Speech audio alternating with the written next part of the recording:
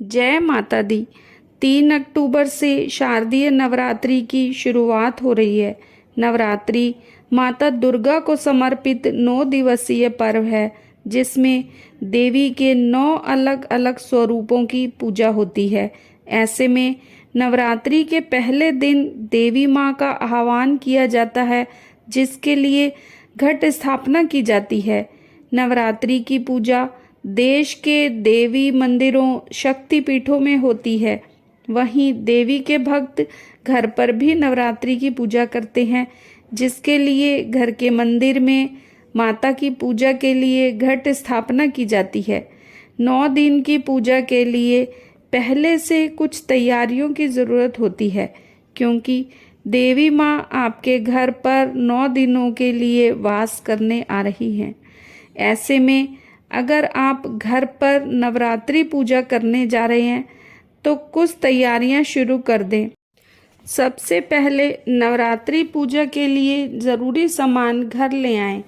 नवरात्रि की पूजा में किन चीज़ों की ज़रूरत होती है उसकी एक लिस्ट बना लें, ताकि पूजा के वक्त किसी चीज़ की कमी न हो और आप कोई सामान भूलें नहीं।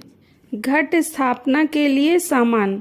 घट स्थापना के लिए कलश, जौ बोने के लिए मिट्टी का पात्र, जौ बोने के लिए शुद्ध साफ मिट्टी, जौ अगर न मिलें तो गेहूँ, कलश को ढकने के लिए मिट्टी या तांबे का ढक्कन, कलश में रखने के लिए एक सिक्का, पीपल या आम के पत्ते, रोली, कलावा। पूजन की सामग्री: गंगाजल, सुपारी, दूर्वा, पीतल, तांबे या स्टील का एक लोटा जल से भरा हुआ, रेशेदार ताज़ा नारियल।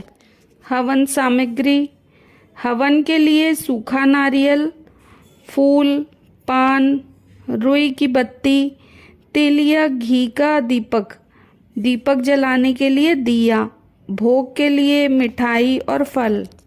देवी माँ के श्रृंगार के सामान की लिस्ट। नवरात्रि पर माँ दुर्गा का श्रृंगार किया जाता है। इसके लिए देवी की तस्वीर या प्रतिमा होनी चाहिए।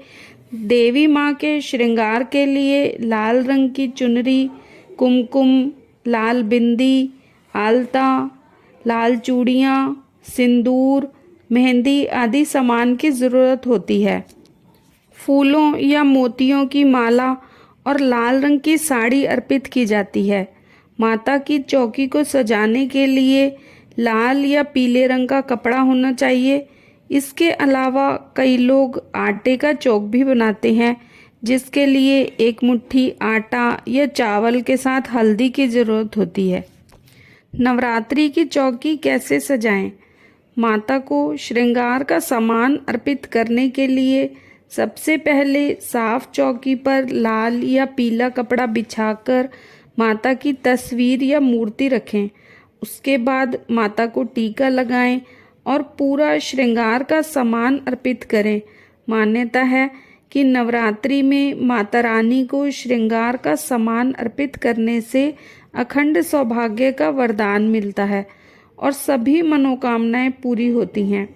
माता के पूजा में कलश के नीचे रखे पात्र में जौ बोना बेहद शुभ माना जाता है। ऐसा कहा जाता है कि अगर ये जौ हरे भरे निकलते हैं तो घर में सुख समृद्धि आती है, और अगर ये जौ मुरझाए हुए निकलते हैं तो भविष्य में होने वाले किसी अशुभ घटना का संकेत हो सकता है। इसके अलावा पूजा सामग्री में मुख्य रूप से बंधनवार होता है, जिसे नवरात्रि शुरू होने पर अपने मुख्य द्वार पर सजा सकते हैं। मान्यता है कि नवरात्रि के 9 दिनों में घर में शुद्ध देसी घी का दीपक जलाने से नेगेटिव एनर्जी दूर होती है और घर में खुशहाली बनी रहती है। तो ये थी नवरात्रि पूजन की सामग्री की लिस्ट और चौकी कैसे सजाएं। तो अगर आपको वीडियो पसंद आए तो इसे लाइक करें और चैनल को सब्सक्राइब करें।